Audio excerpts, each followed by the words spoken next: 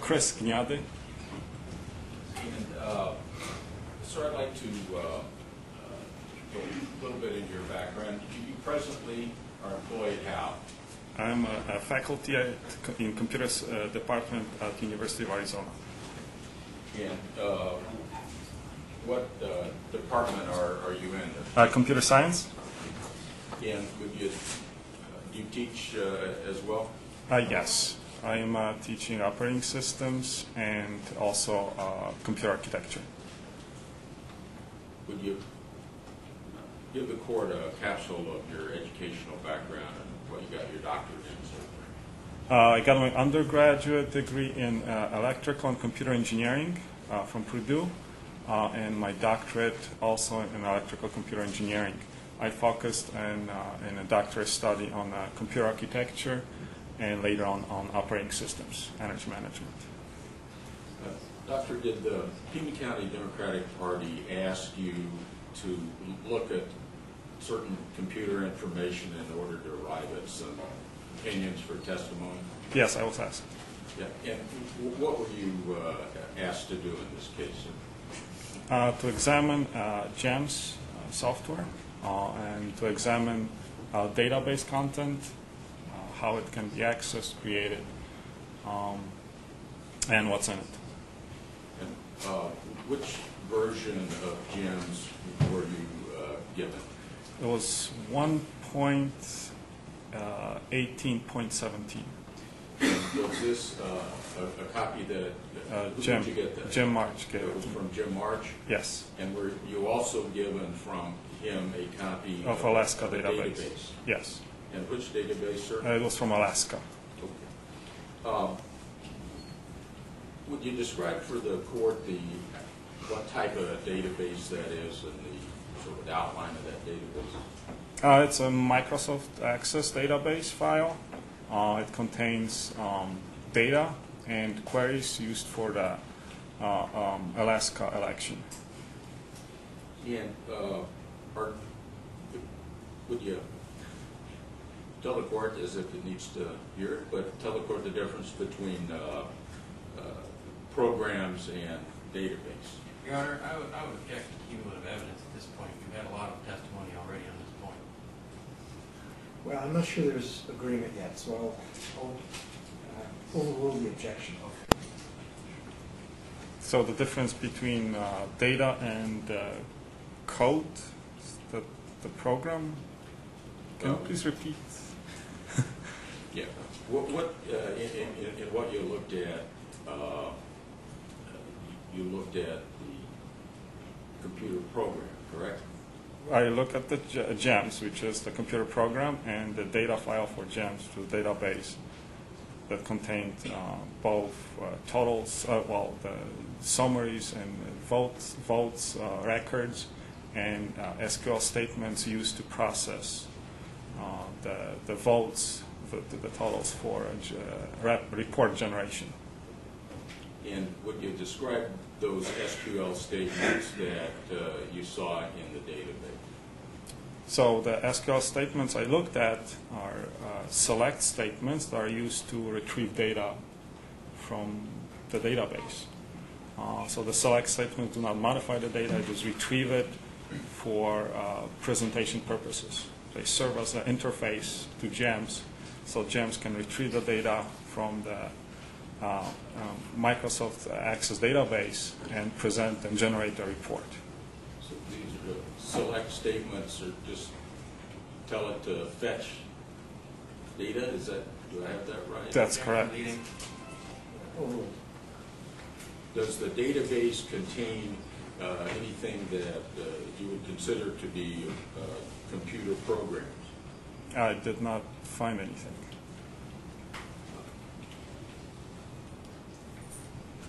Let me ask you, when a user creates a document with something like MS Word, is that document part of the MS Word program? No, it isn't. When a user creates a spreadsheet using MS Excel, is the spreadsheet document part of the MS Excel program? No, it isn't. when a user creates a database using MS Access, is the database a part of the MS Access program? No, it isn't.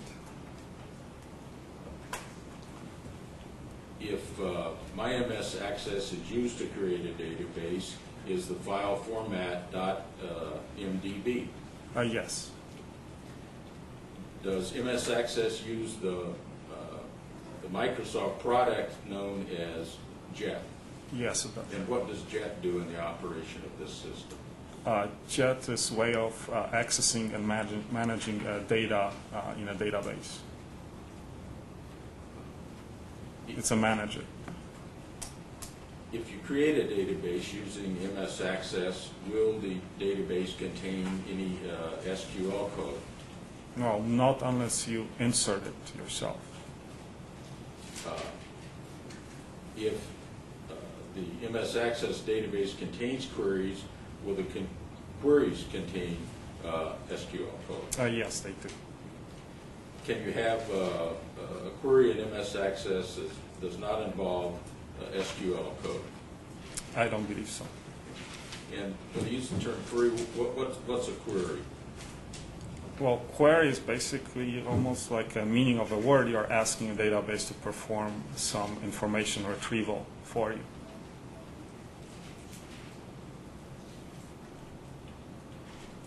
And the operation of the, as you described here, of the queries that would fetch data, is that typical of what queries do? Yes. Would it be possible for someone to write a computer program or macro that could invoke MS Access or JET to perform a sequence of steps to create a database that has queries? Yes, you can do that. In terms of finding out the history of data that's in a database, is it useful to have access to the SQL information? So the SQL queries will tell you how the reports were generated. So you see any discrepancies, you can then verify the queries if somebody didn't make a mistake in them or didn't alter them by mistake or in any other reason. So it will be a helpful way of verifying how the reports is not accurate.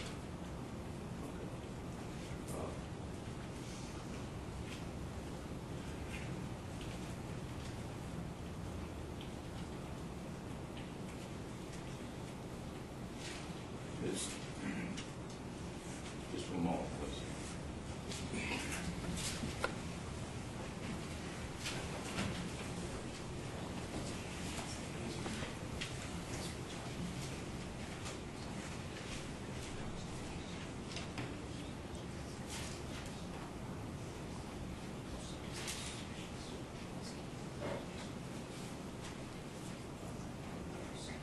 Doctor, I may have said this,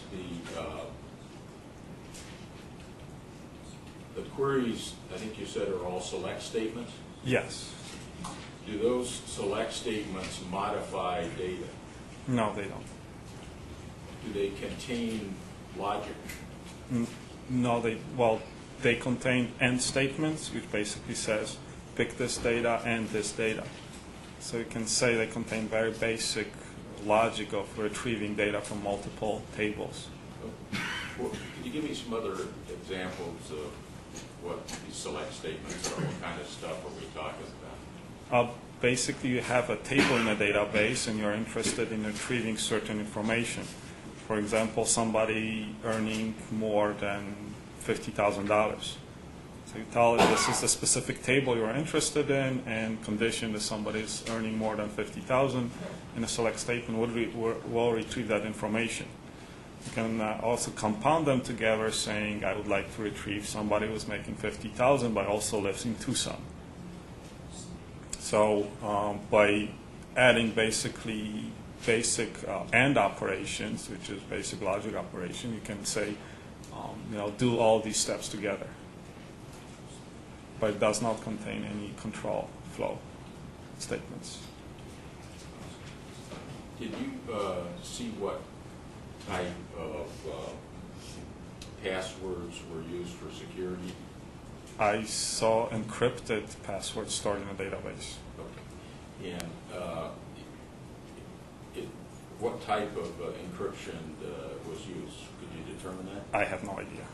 Is there something called one-way passwords? Well, that's usually standard way of encrypting something. You encrypt it, so you should not be able to decrypt it. And the way you verify the password, whatever you type in, you encrypt it again, and you compare encryption versions. So I only was able to see encrypted passwords. You were not able to see? I was able to see encrypted versions only. And what's needed to unencrypt, to figure out passwords if all you have is the encrypted part? Well, I guess the simplest way is brute force attack, where you try all the combinations. So you have an encrypted password, and you try all the letters and numbers, punctuation, trying to come up with a string that, once encrypted, will match encrypted password. And you need a lot of computer power to do that. And if yes, and how long would that take? I have no idea. I mean, quite a bit of time, hopefully. And if you had, Hopefully. if you had one, two, or several encrypted passwords, is it any advantage to you to unencrypt another one? Well, if you have you have encrypted passwords, you can potentially divide the computation. You have 4 passwords. You can try different schemes, but it would not help you decrypt a new one. So if the passwords were changed, it would not help you much.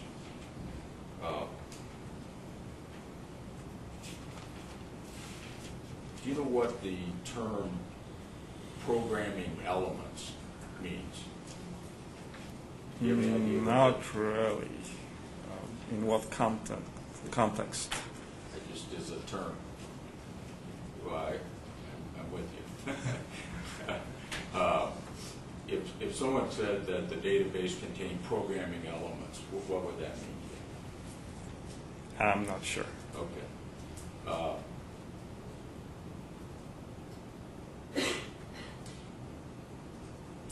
Do you see, in terms of this particular database, is there some benefit to the public that actually select statements can be seen in the database? Is it beneficial that public sees them? In what way? Can you please clarify it? Yeah. If, for instance, a database was available to be analyzed, but one didn't have gems, but had this gems database in terms of being able to use Microsoft Access, for instance. Oh, then one can find out in an easier way the vote totals and basic reporting functions. Are you aware of any way without physical access to a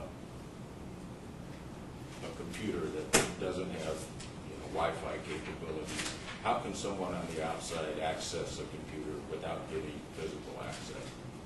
I'm not aware of any way. Okay. That's all the questions. Representative? Yes, thank you, Your Honor. Professor Gniady, as I understand your professional background and academic background, your emphasis has been more on operating systems, hardware, I think you said. Energy operating management. systems and systems architecture. Yes. Is that right? And you don't have any particular expertise in, for example, election management software? No. And you also are not an expert in SQL? No. SQL programming. One of the things you said is that the SQL codes that are in the Microsoft database that we're talking about, that is used to that database is used to process the votes. Is that right? Right. That get the reports. All right. And again, it contains queries. That's correct. All right.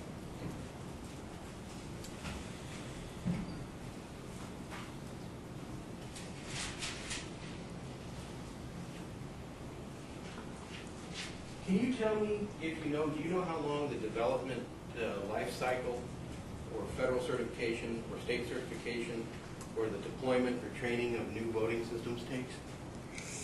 I have no idea. I remember there is something that I think few years, but I remember reading it. I don't remember off the top of my head. Do you know anything about the development costs? I have no Voting? idea.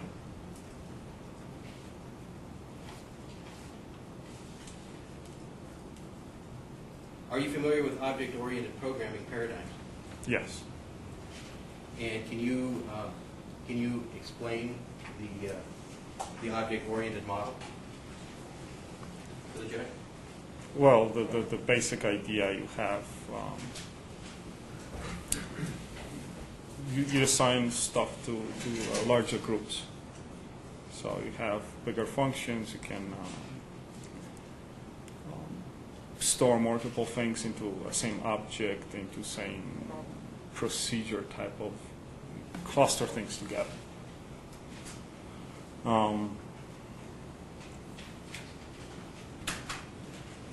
So you operate on a larger chunks of data. You treat multiple things as a collection of data, basically, or procedures, functions.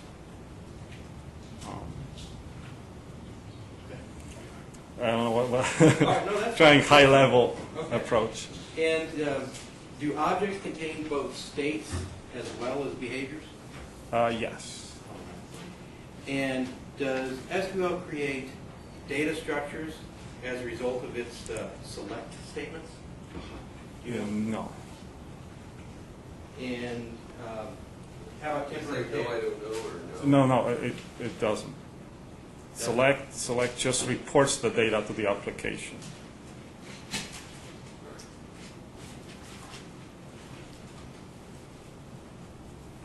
Does SQL implement operators, meaning like equal to, greater than, less than?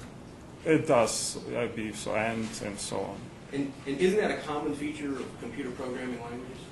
Well, yeah, logic and or it is. When you were reviewing the Microsoft database, the MDB file for this case, Yes. first of all, the GEMS program that you used, do you know if that was licensed? I don't know if it was licensed. I got it from Jim. And when you were reviewing the file, did you find any statements that used the word assign, A-S-S-I-G-N? No, when I looked at the database, I looked at a few statements. I didn't see any of them.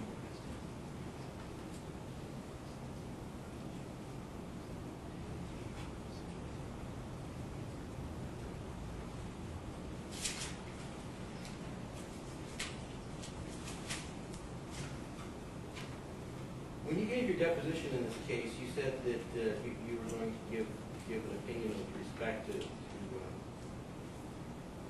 something called open source development of software.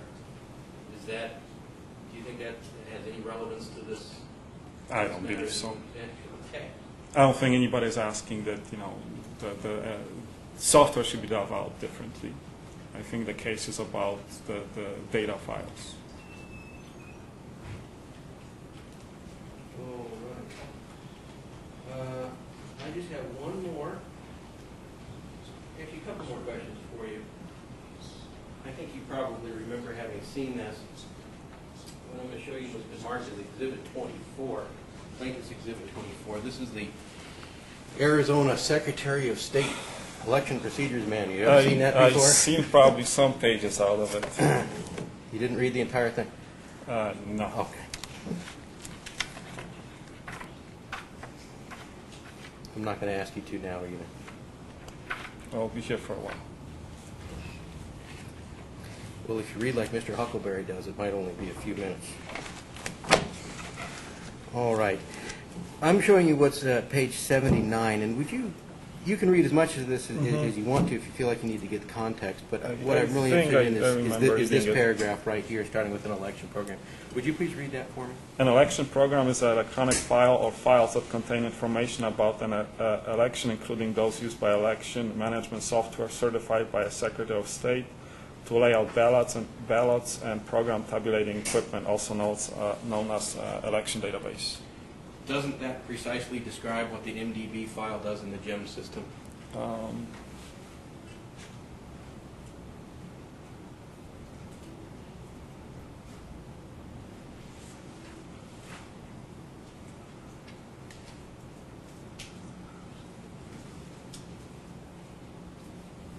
So if the MDB has a ballot layout, then this statement would describe that. Okay. And just repeat it. You said, I'm sorry, if it has a Yes, ballot I layout. think it does. I can't verify for sure. I was able to retrieve it. All right. And so if it has a ballot layout, then that paragraph precisely describes what the MDB file does in the GEM system. Right, Right, it okay. contains the ballot, All so right. it's used for programming Okay, of good. equipment. All right. Thanks. And let me show you just one other thing. Let me see this too.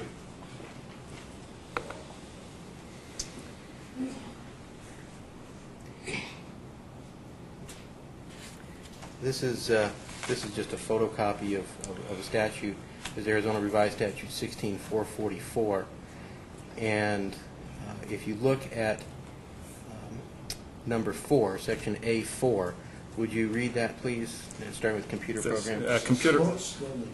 Computer program includes all programs and documentation adequate to process the ballots at the equivalent counting center. All right.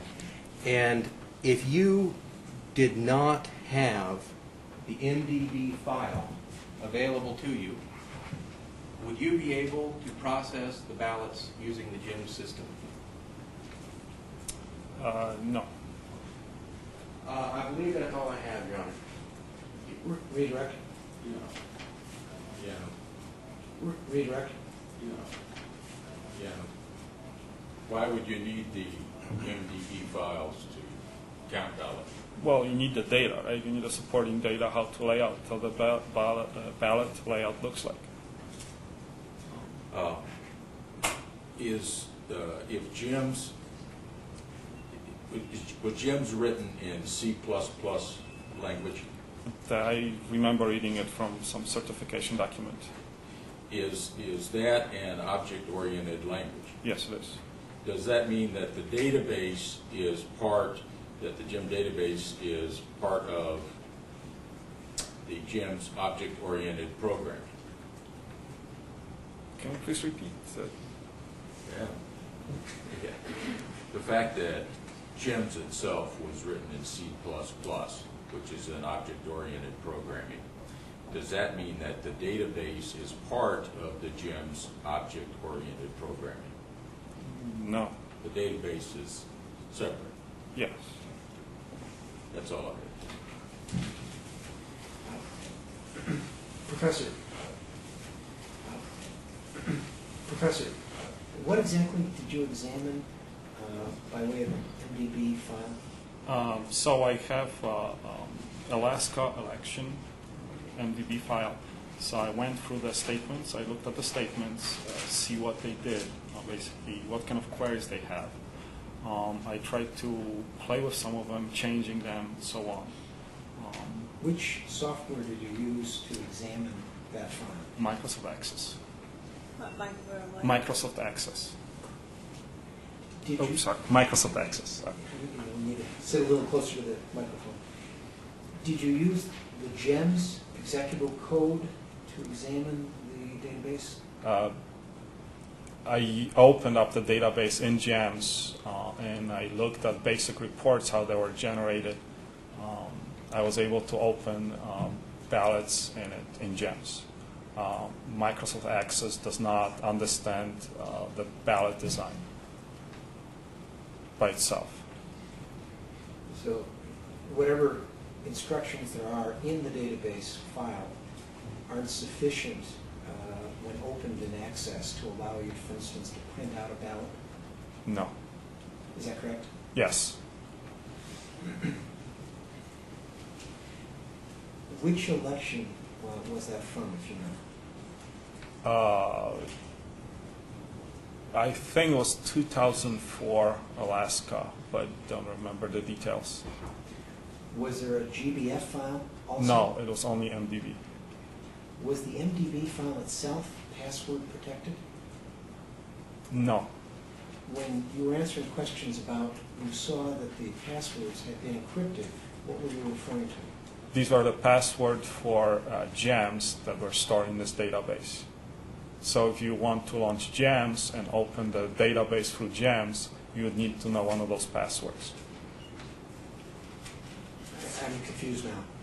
How did you open the database file if you didn't have the database using gems? I'm sorry, if you didn't have the password. There is a way of erasing and replacing the passwords. So you can substitute your own password into the database. I want to get this straight. I assume you looked at the database file through Access Yes. before you opened it up with gems. Right, so the simple way of doing it is you create a blank database file with your own password, so you know the password, and then you substitute encrypted password into the existing Alaska database. And then using your own password, you open the database. So basically, you had to alter the MDB file to insert your own known password before you could open it up using the GEM software. That's correct. Were you able to open up the MDB file in Access without using a password? Yes, I was. Did you have to use any special techniques in order to do that? No, just double-clicking worked.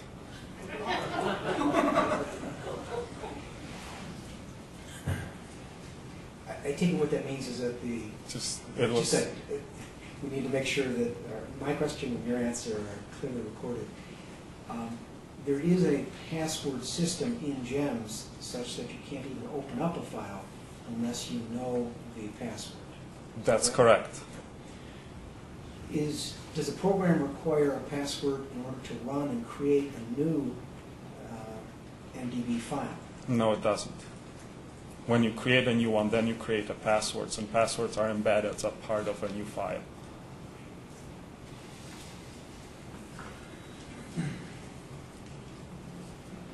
Have you ever seen the source code for GEMS? And no, I didn't.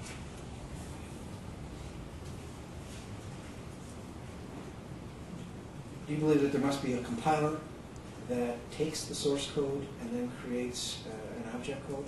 Yeah, so the GEMS, according to document, certification document, was written in C, so you have to compile and get executable code. As far as you know, do you ever have to compile the database file? No.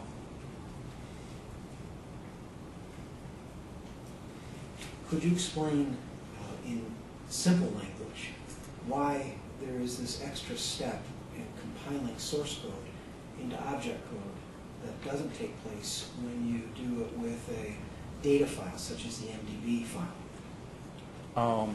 Not sure what are you asking about accessing MDB file through select statements? Or? Yes, you answered questions from the attorneys about both assigned statements and select statements, which you described as a form of computer programming, correct? It's a query language, and I would describe it more like an interface to access data in a database. Okay. And then describe what source code is in English. Not in English, but in layman's terms. A source code is basically statements describing, not describing, instructing how to accomplish task to achieve output of the program. It's similar to a SQL statement in that respect. No, SQL statement, SQL or SQL describes what you want from a database, and it doesn't describe how you want to achieve it. Database manager knows how the data is laid out, so it understands the statement and it just retrieves the data. Now explain what an object code is. Object-oriented code. No, there's source code, correct? Oh, the object code, I think you're referring to the compiled source code. So it's usually intermediate step in generation of executable. So you have a source code. You have 10 files. You can have multiple files. You compile it. You get a machine language version in object code, and then you put all these object files together to get executable. In more simple terms, what's the difference between source code and compiled machine code? Source code is a human-readable version.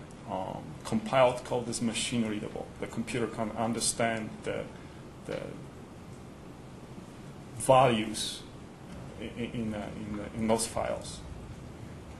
And is the code that's contained in the Microsoft database different from both source code and object code? You're referring to SQL statements, correct? Or any kind of instructions separate from the data? And so the only instructions I found were SQL that are basically statements asking to retrieve data from a database. Did you see any formatting statements as to how a page should be printed out when it's put into a ballot form? No, I didn't. I saw a binary, basically nothing readable by access, data in there that might contain the layout information, but access is not able to open it. Counsel, do you have any questions based on my questions? I don't. I have just a couple. Professor, can SQL code store data? So there's debate. There's data modification language is supposed to be able to store data, which is part of SQL. So yes, in general terms, yes.